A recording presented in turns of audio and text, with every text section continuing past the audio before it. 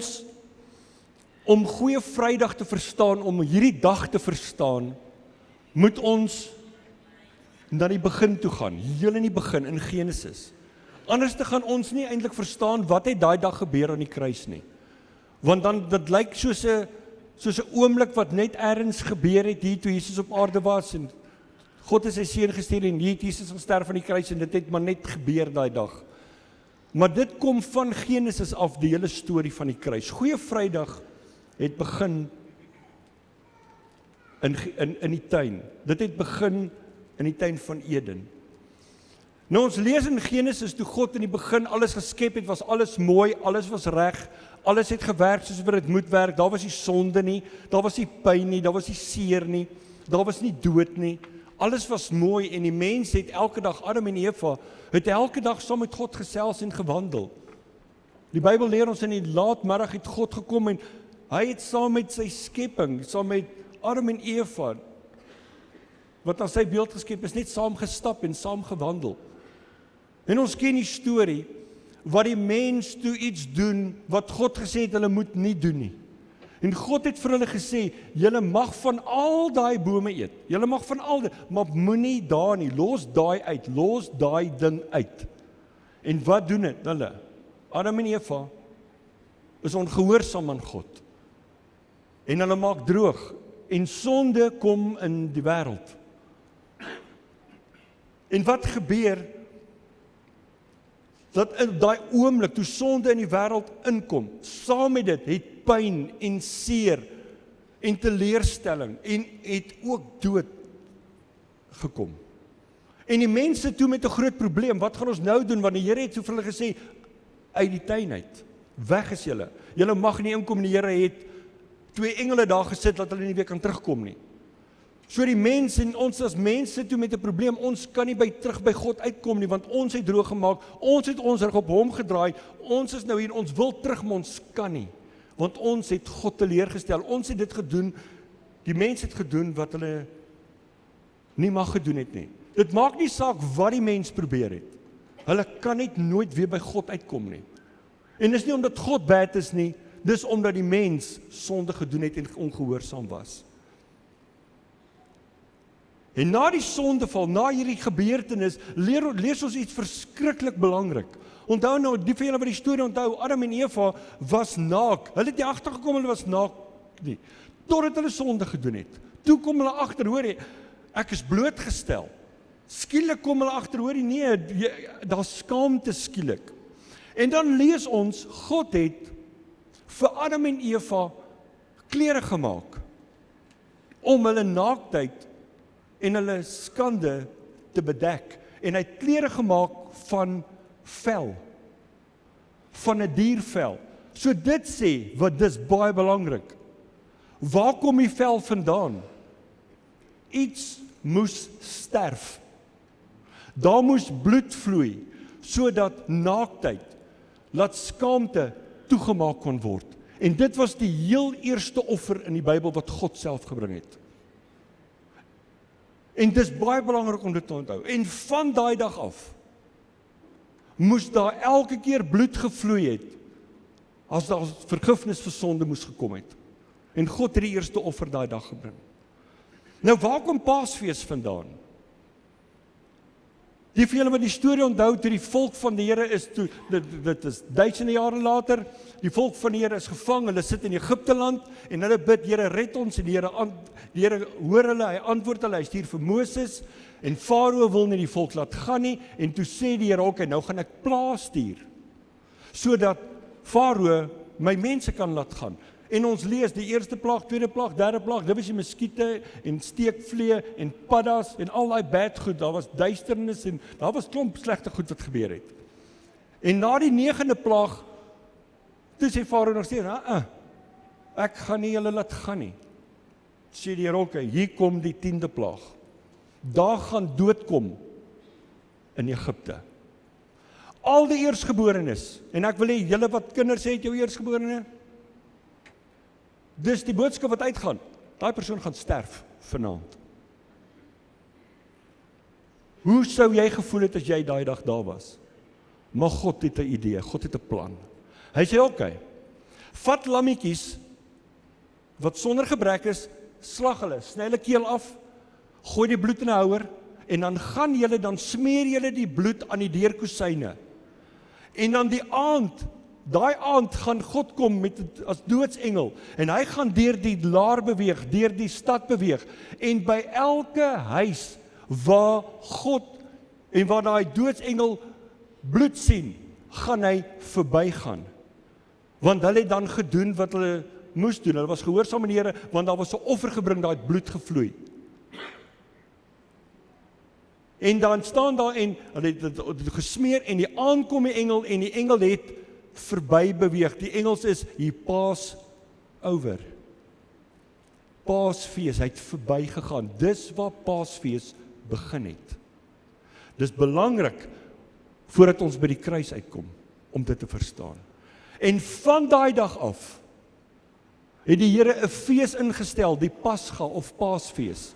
En hy het gesê elke jaar gaan julle as my volk hierdie fees moet vier, sodat julle sondes vergewe kan word. Maar daar moet geslag word, daar moet bloed vloei. En dan lees ons die volgende in Eksodus 12 vers 13 staan dit. Die bloed wat julle aan die kusyne van julle huise gesmeer het, sal vir my as God 'n teken wees om uit te ken. Wanneer ek dit sien, dis daai aand in Egipte, sal ek by daardie huis verby beweeg. I will pass over. Ek sal hulle spaar van die ramp waarmee ek die hele Egipte gaan tref. Dan vers 14 sê, en hierdie dag moet vir julle 'n gedenkdag wees, en julle moet dit as 'n fees tot eer van die Here vier. Van daai dag af, elke jaar moet hulle Pasga vier, Paasfees hou. Nou wat gebeur elke Paasfees?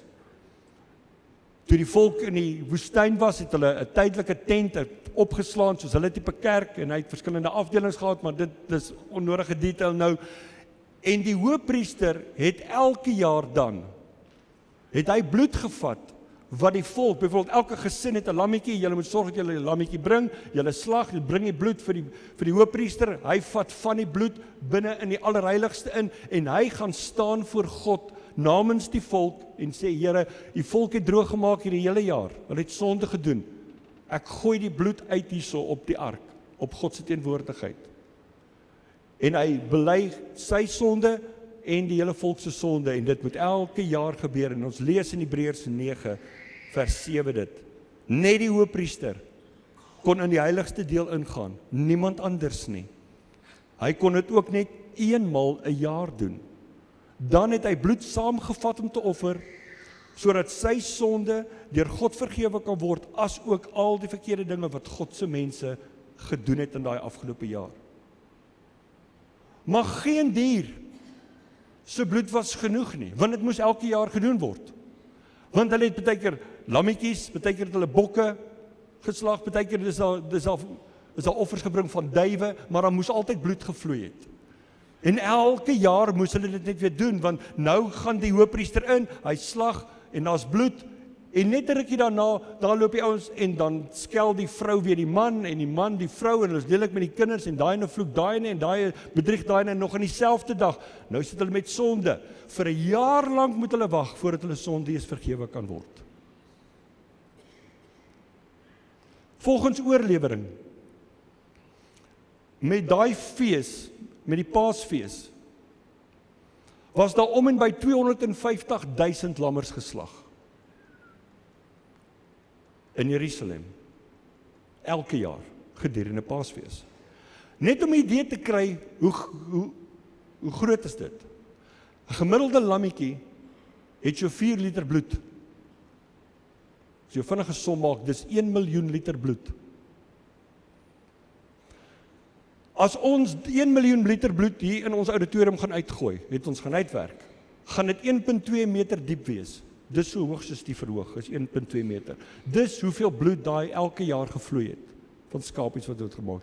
Dink net hoe gruwelik moes dit gelyk het. Van julle grous uit, net om te dink aan bloed. Daar's van julle wat net so 'n snytjie moet sien.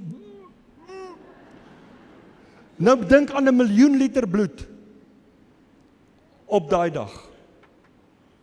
En al daai bloed vir iets tydelik. Net om môre weer sonde te doen, dan moet jy 'n hele jaar lank wag, weer 250.000 lammetjies moet geslag word, weer 1 miljoen liter bloed moet vloei, sodat die ou kan ingaan, Here, sorry, al het al weer droog gemaak hierdie jaar. En so het dit aangegaan vir 1500 jaar. Maar hoekom moet daar altyd bloed wees? Hoekom so baie bloed?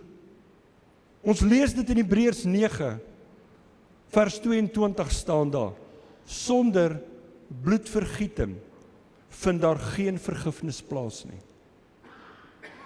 Daar kan nie vergifnis van sonde wees as daar nie bloed vloei nie. Want dis wat God heel in die begin gedoen het met Adam en Eva. Hy moes iets geslag het, bloed moes gevloei het, sodat hulle kon klere kry, sodat daar vergifnis kon kom. En dan probeer ek dink, maar Here, dit is so wreed. As jy kry net vir die prentjie van 'n pragtige wit skaap, lammetjie, om die ding se keel af te sny. Die van julle wat al gaan jag het, as jy bokke se keel afsny, wel, dis nou baie cool. Maar onthou nou, daai skaapies wat hulle gehad het, daai lammetjies, hulle moes daai goed groot gemaak het vir amper 'n jaar lank in hulle huis. Daai lammetjie het deel van die huishouding geword. Dit was soos hulle troeteldier in die huis. Die kinders het lief geraak vir die goedjies. Maar Here, hoekom so baie bloed? Want die Here wou 'n beeld vasmaak vir ons as mens oor die wreedheid eintlik van sonde. Hoe erg sonde is. Ons dink, ja, maar ek het nou maar net weer lelik gepraat. Ja, maar ek het nou maar net weer gelieg. Dis erg. Sonde in God se oë is erg, want dit kos bloed om dit weg te vat. Dis nie net van ons veer dit uit nie. Dis nie ons skryf iets met 'n uitveer en dit's gone nie. Daar moet bloed vloei vir sonde om weg te gaan. Dit kos 'n lewe.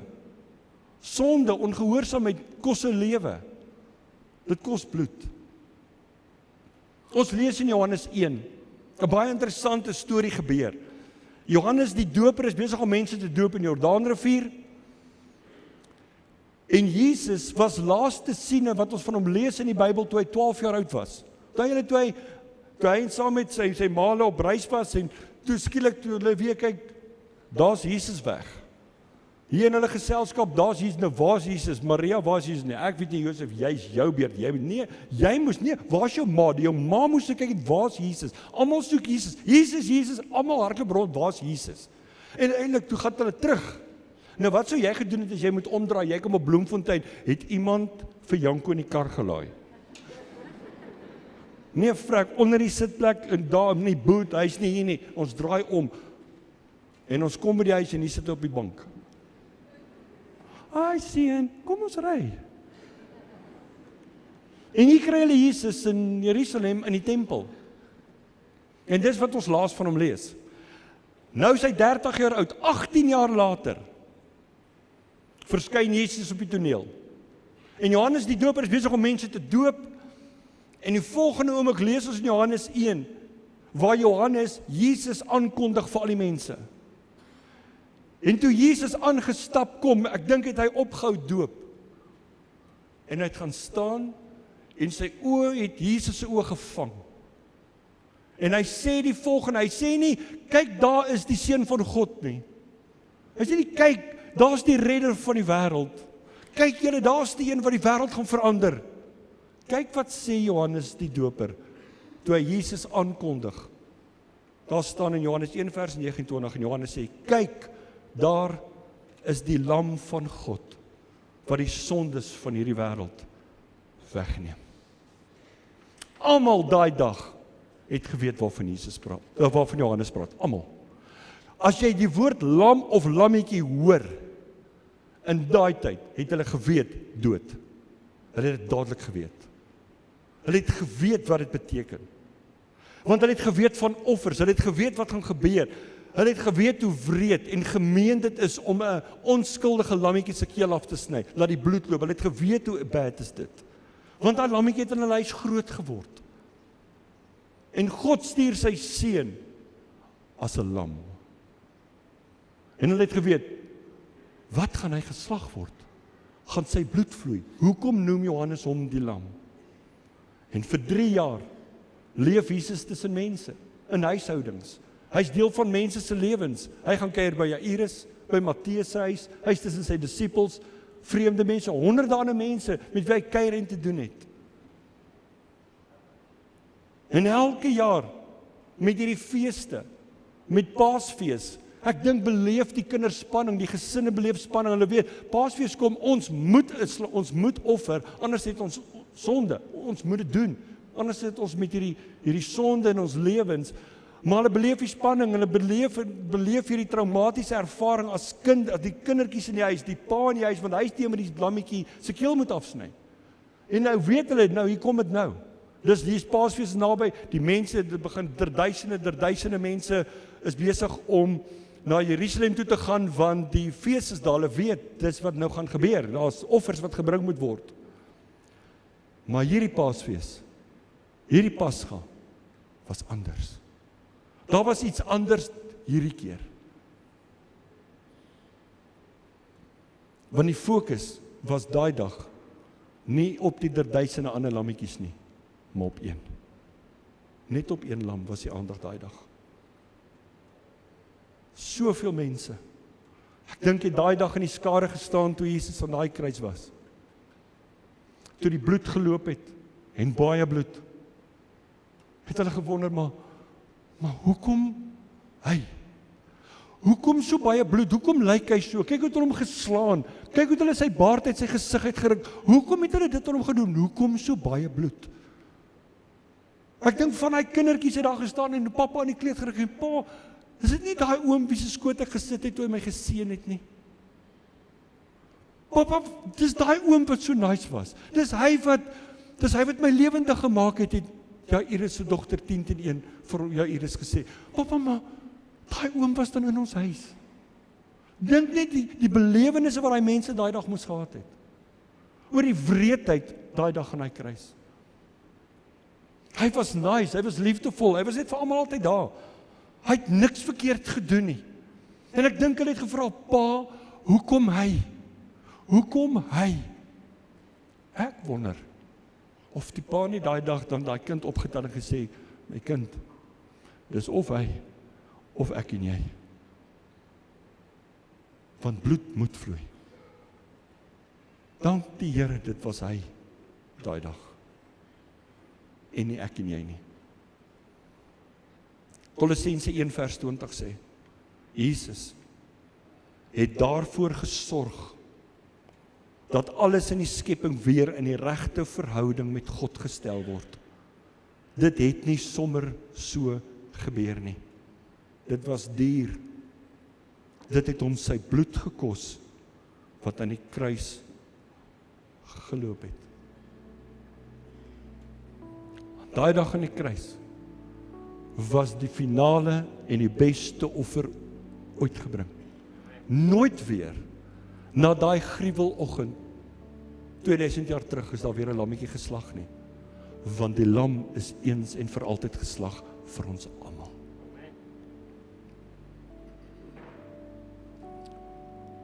Maar daai bloed daai dag was nie net om ons sondes te bedek nie, maar ons vry te maak.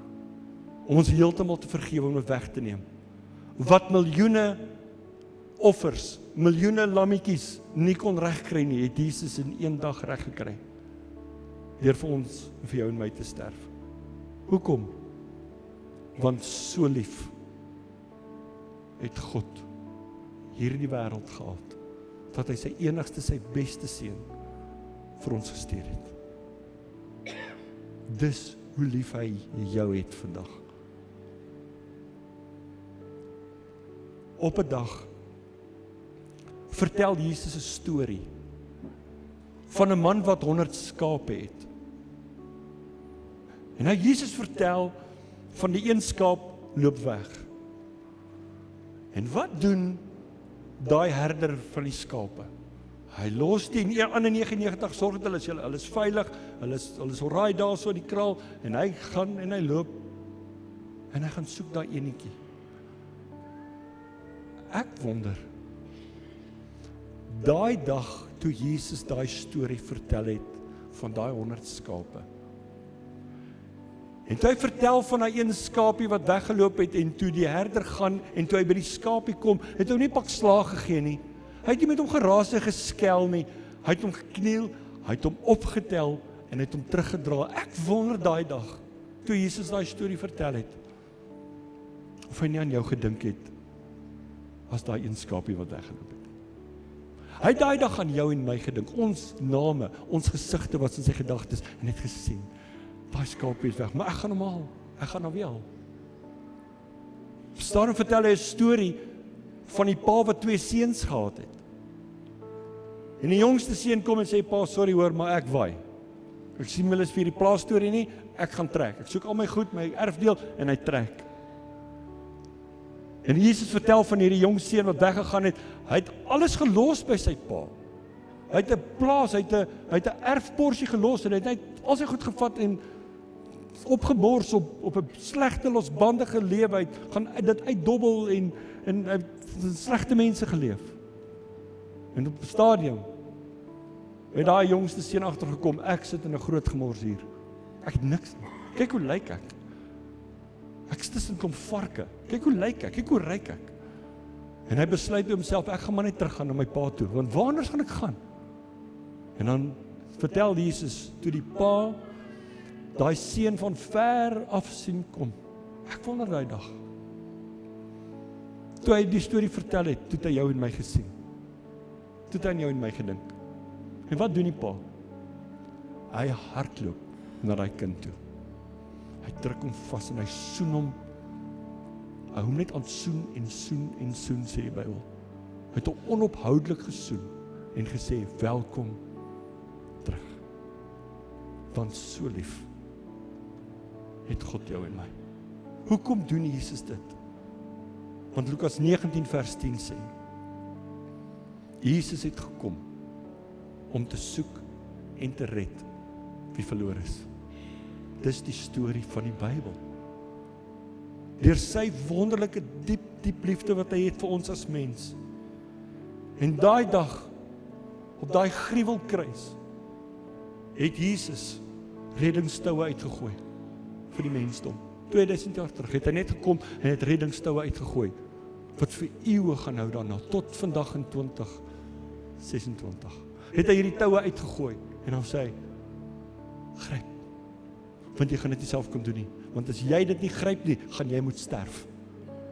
Maar as jy dit gryp, ek het klaar gesterf vir jou, jy het nie meer nodig nie, my genade is ook vir jou genoeg. Hierdie kruis is vol. Hierdie kruis is vol genade. Hierdie kruis is vol liefde. Hierdie kruis is vol vergifnis. Is vol vrymaking. Hy is vol van tweede kanse en derde kanse. Dis wie Jesus is. Maar goeie Vrydag, hierdie dag, hierdie kruis, vra van jou en my reaksie. Anders is dit net, dis 'n cool storie, dis nice. Dit forceer ons in 'n rigting, hierdie kruis. Want jy kan nie by die kruis kom en, whatever nie. Ons mens kan dit nie doen nie. Want as hierdie kruis, die kruis, is op die pad hel toe.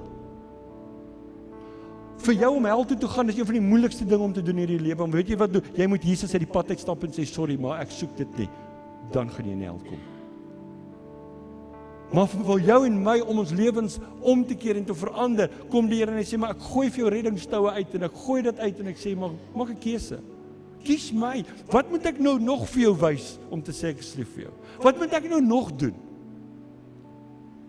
En hier's van julle wat vanmôre hierso sit, wat daai keuse al jare terug gemaak het om Jesus te dien. Jy het dit al jare terug gemaak en sê, en jy het jou tou gegryp en sê, Here, dankie vir genade. Ek het so droog gemaak. Dan sê die Here, ek worry nie hoe droog jy gemaak het nie. Ek worry nie. Ek het klaar vir jou betaal. Kom net. Dis al. My genade is vir jou genoeg en in 'n oomblikse tyd verander hy jou lewe. Dis genade. Ek hoef niks te doen nie. Ons moet net gryp. Sal. Daar's van julle wat hier so sit wat dit gedoen het. Wat iets verstaan van Amazing Grace. Wat iets verstaan van die Here is so goed vir my. Dis wie ek was, maar die kruis, Jesus het my hele lewe verander. Maar miskien sit jy vandag hier so en jy besef, en jy dink by jouself, ek weet nie of ek al oor uit hou gegryp het nie. Ek weet nie. Maar vanmôre vir jou sê, hoor jy, hierdie kruis is nog steeds vol. Ook vir jou. Maar die Here vra, okay, maar wat gaan jy doen met dit? Miskien sit jy vandag hier so en jy besef maar, ek dink nie ek het al ooit daai besluit geneem om Jesus voluit te dien nie. Ek gaan kerk toe, of miskien gaan jy nooit kerk toe nie, miskien kom jy volgende vir die eerste keer in jare kerk toe. Miskien is die kerk ding net nie vir jou nie, maar iemand het my genooi, wel nou is ek nou maar hier. Maar jy is nie maar net hier vanmôre nie, die Here wil jou hier gehad het. Miskien het iemand jou teleurgestel in 'n kerk, en miskien het jy teleurgestel in Christene, ja, maar Christene, en wat vir môre vir jou sê, ek's jammer. Ek's jammer dat as 'n kerk jou teleurgestel het, of Christen jou teleurgestel het nie, teleurgestel, maar vir jou sê, Jesus sal jou nooit teleurstel nie. Sy mense, sy kinders, ons maak baie droog en baie foute, sorry, maar Jesus nooit nie. Moenie Jesus wegstoot as gevolg van ander mense nie.